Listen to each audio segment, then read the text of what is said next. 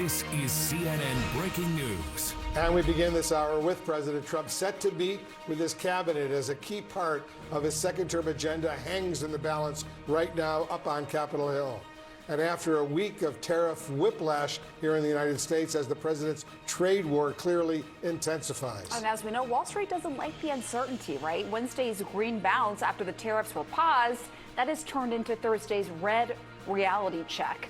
Let's go to CNN Chief National Affairs Correspondent Jeff Zeleny at the White House. And Jeff, you have reporting along with your White House colleagues about how this all came to be with the pause and this cabinet meeting today as well.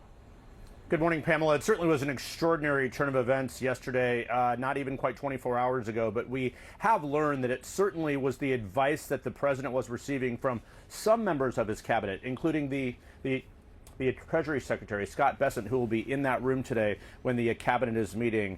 He was the one, of course, who was really sounding the alarm and telling the president how deep the bond markets were reacting to the president's sweeping tariff plan. So one thing that this whole situation has really shined a light on are the differing pieces of advice that the president was hearing from Scott Bessent, for example, the Treasury Secretary, versus his longtime trade advisor, Peter Navarro, who was urging the president not to make negotiations. A big question, though, heading into this cabinet meeting, is Elon Musk going to be in the room? We have not seen much of him in recent days, but he's been very active on social media. And his view on this sweeping tariff plan was that it was not good for the economy. So he was throwing stones, quite literally, at the top trade advisor. But the top economic advisor, Kevin Hassett, talked about the cabinet meeting earlier like this.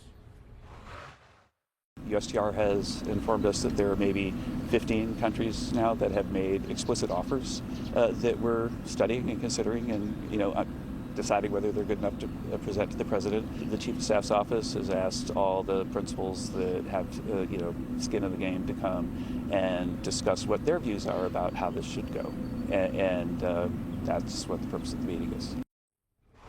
So the offers that Kevin Hassett is talking about there are from allies like Japan, South Korea, and others who have opened lines of communication trying to lower their tariff percentage with the president. So this is all coming as the trade war is very much still on with China. There is no question about that. But the U.S. is trying to sort of circle our allies, if you will, Wolf, to have a united front against China. And it's interesting, Jeff, Kevin Hassett is also pushing back on suggestions that President Trump actually manipulated the markets when he told people it was a, quote, good time to buy only hours before announcing the pause. Democratic Senator Adam Schiff of California says he plans to write to the White House about it. How is the administration defending itself?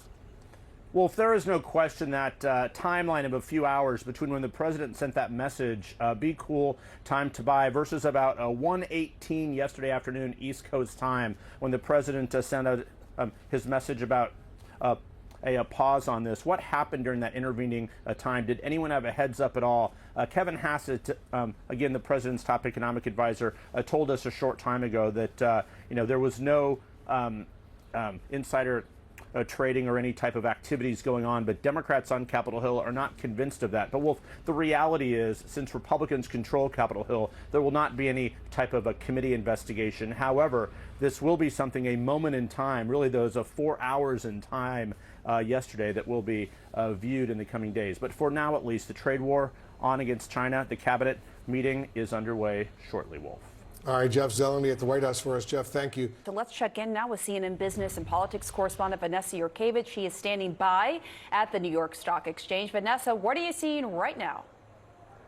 Yeah, well, listen, markets are down this morning coming off that enormous rally yesterday. And I spoke to a veteran trader, Peter Tuchman, just a short time ago. And he told me that the real reaction of Wall Street really comes the day after. Yesterday was this relief rally. And today, reality has set in that we are still very much in the middle of a trade war with still historically high tariffs. That 90-day pause on those high reciprocal tariffs are very welcome news to traders here here. I spoke to a few yesterday after the market closed who said that anytime the Dow is up nearly 3,000 points, that is a good day. However, today they are facing down high tariffs on China, that 125% tariff.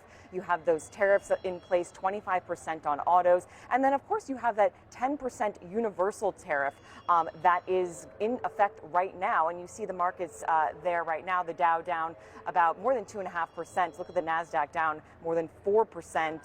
The S&P down almost 3.5% there.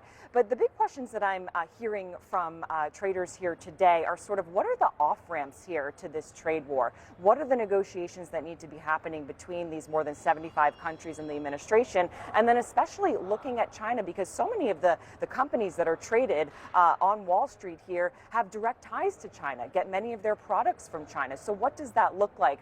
One analyst said to me this morning that some of these negotiations could actually center more around other things, non-tariff related things, something like with China, maybe a deal with TikTok or even a deal with the Panama Canal.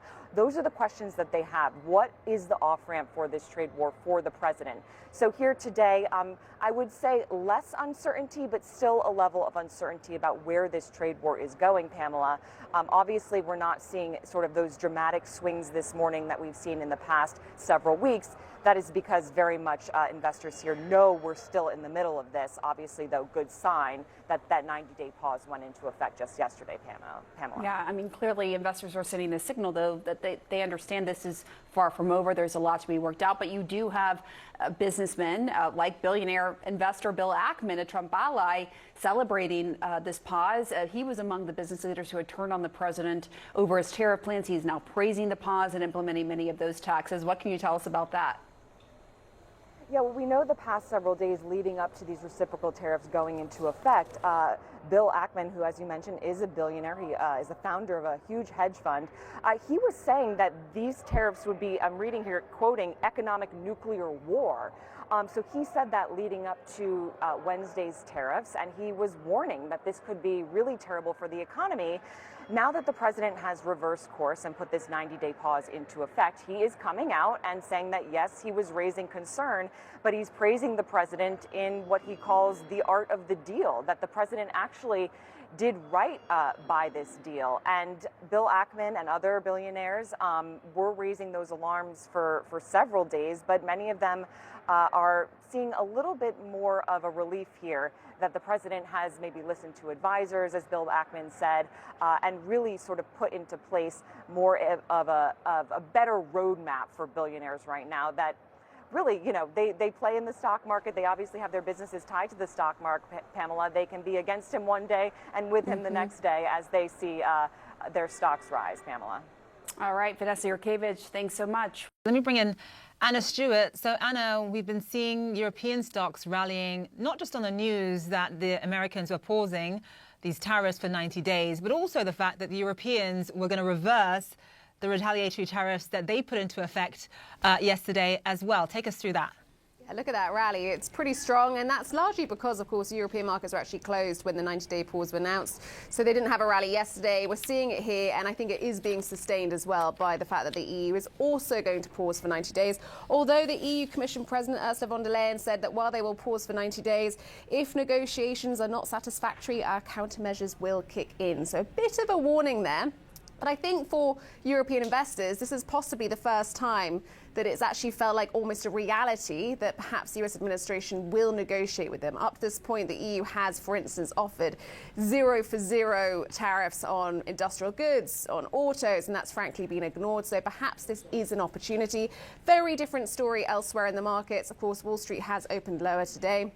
The relief rally there is over, and by a number of metrics, you know, even from JP Morgan not shifting their outlook in terms of recession, keeping it at 60%. Some of these assets suggest that people are still pricing in the likelihood of a recession. Oil prices steeply lower at this stage, about 4.6% lower. Under the $60 barrel. It could finish today at the lowest it's been since April 2021. We're also seeing that the US dollar fell sharply, and the bond yields, the 10-year bond yields in the US, which of course President Trump was concerned about, we haven't seen much of a shift there. So we've had this huge reversal, but actually a lot of the fears, a lot of the yippiness, if that is even a word, is still out there. A lot of golf players will know exactly what that It's a word now. means. It's a word now, Anna. It's a Wall Street word now. Anna Stewart, thank you so much.